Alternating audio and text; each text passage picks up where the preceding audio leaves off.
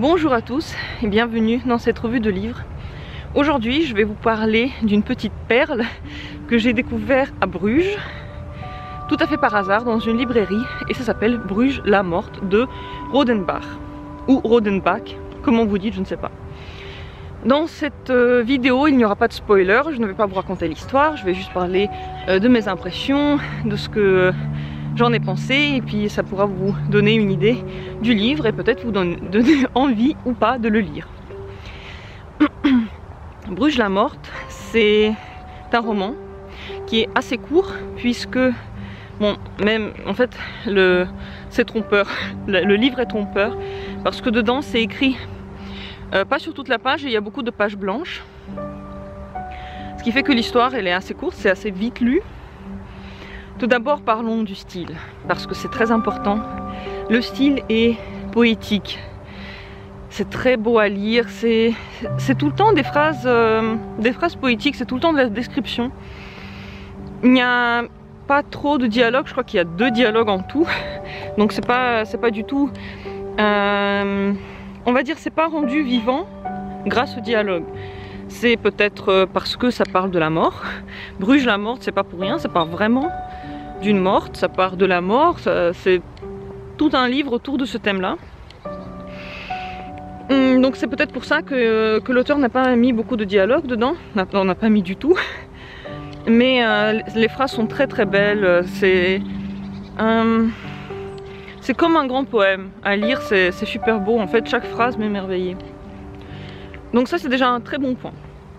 Deuxième point, c'est une particularité de ce livre, c'est que il y a des images dans peut-être le premier ou l'un des premiers livres dans lesquels il y a des images de Bruges, parce que ça se passe à Bruges, sans vouloir vous spoiler, c'est déjà spoilé dans le nom, et il y a plein d'images comme ça, et les éditeurs au début ils écrivent que ces images ont été rajoutées pour que le lecteur se rappelle toujours que dans ce livre-là, Bruges, ce n'est pas un endroit quelconque où se passe l'histoire, mais c'est vraiment une partie intégrée de l'histoire, comme un personnage de l'histoire. Et c'est pour ça que pour tout le temps nous plonger dans son royaume, dans le style de la ville, et puis pour tout le temps nous rappeler où ça se passe, il y a tout le temps des images de Bruges.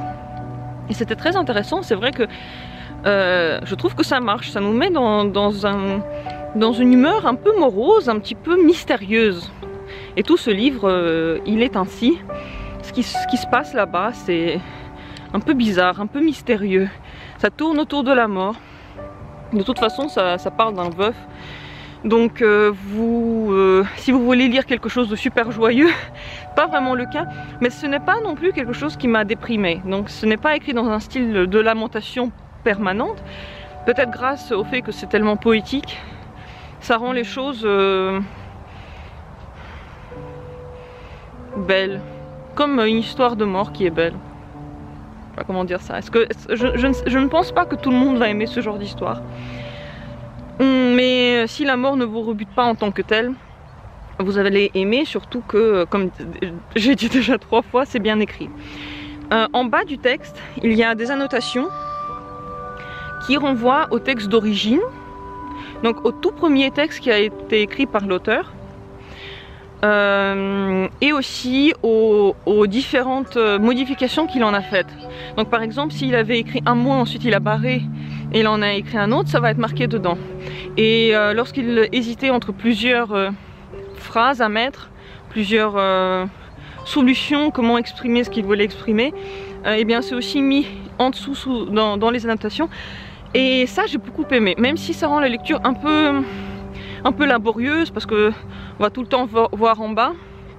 C'est intéressant de voir quelle autre possibilité il avait pour exprimer certaines choses. Et aussi c'est drôle de voir qu'il y a des passages dans lesquels il a eu beaucoup d'annotations, donc j'imagine qu'il écrivait, il réfléchissait, et puis il y en a d'autres où il n'y en a pas du tout.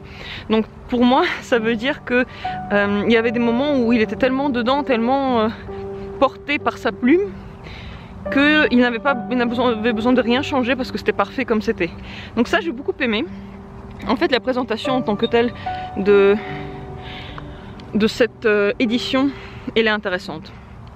Quant à l'histoire en elle-même, comme déjà dit, beaucoup de descriptions, pratiquement, enfin ouais, de dialogues. Et c'est une histoire courte qui est tout en émotion, tout en sensation, et qui a une fin tout à fait affirmée. Donc parfois il y a des livres qui se terminent sur rien, ce n'est pas du tout le cas ici. Ça a une fin qui m'a semblé logique, normale, très très bonne pour ce genre de livre. Donc c'est vraiment la fin que j'aurais aimé avoir, je l'ai eu. Voilà, donc ça c'était aussi une très bonne chose. J'ai aussi été plongée, voilà, dans la ville de Bruges. Ça m'a appris des choses dessus, parce que c'est vrai que quand j'y suis allée, bah, c'était juste pour visiter 2 jours. Et c'est le nom qui m'a plu, Bruges-la-Manche. Je me suis dit mais qu'est-ce? Je l'ai acheté. Je n'ai jamais acheté de livre comme ça, à la va-vite, comme ça, d'une histoire que je comprends même pas. Mais je n'ai pas regretté une seule seconde. En fait, c'était un grand plaisir de le lire. C'était sympa de voir toutes ces tournures. Ça m'a donné beaucoup d'idées à moi-même. Voilà, donc à vous de voir si ça vous dit ou pas. À vous de voir si vous avez envie de lire quelque chose qui parle de la mort. Et moi, je peux le conseiller parce qu'il m'a plu. Je trouvais que c'était différent des romans normaux. Le style était différent. Il y a beaucoup d'exclamations, il y a beaucoup de... Il y a pratiquement que des pensées de cet homme. Mais on s'ennuie pas du tout. Je me suis pas ennuyée un seul instant. C'était vite lu, vite et bien. Donc voilà, si vous connaissez pas, je vous le conseille. Une belle découverte pour moi en tout cas. Une belle œuvre. Une belle œuvre. Je sais pas pour... Ah! Pardon, mais autre chose que je voulais dire, ouf, j'ai failli oublier, je suis contente de m'en être rappelé. À la fin du livre, outre les autres renvois, il y a beaucoup de renvois partout, outre les autres renvois, il y a une correspondance qui a été reproduite entre l'auteur et des gens. Donc il y a un mec en tout cas, peut-être qu'il y en a plusieurs, je ne l'ai pas lu en entier en tout cas. Oui, il y a plusieurs personnes avec des avis qu'ils donnaient à l'auteur. Ils disaient ce qu'ils en pensaient. Parce que ça a été d'abord publié par petits bouts dans des magazines littéraires, si j'ai compris. Enfin, j'ai lu qu'une lettre, je n'ai pas recherché plus, mais c'est ce que j'ai compris de la première lettre. Et c'est intéressant de voir ce qu'ils se disaient par rapport à ça. Donc, dans cette édition-là, il y a beaucoup de renvois à l'auteur, beaucoup de renvois à comment ça a été fait. Et ça, je trouve ça super intéressant. C'est très rare que je vois ça dans un livre. Ça, j'ai beaucoup aimé. Voilà. Donc, maintenant, j'ai tout dit. À vous de voir si ça vous intéresse ou pas. Je vous le conseille. Il est bien, il n'est pas déprimant. Même si, bon, bah voilà, vous savez ce qui vous attend. Dites-moi si vous l'avez lu, partagez vos avis, dites-moi si ça vous donne envie de lire. En tout cas, voilà, toutes vos pensées, mettez-les sur commentaire si vous voulez. Abonnez-vous à ma chaîne, mettez un petit cling si vous voulez avoir d'autres livres. De toute façon, c'est tous les mercredis que j'en sors un nouveau. Merci beaucoup d'avoir été là dans cette vidéo avec moi. Je vous souhaite à tous une bonne journée et à bientôt pour d'autres livres. Ciao!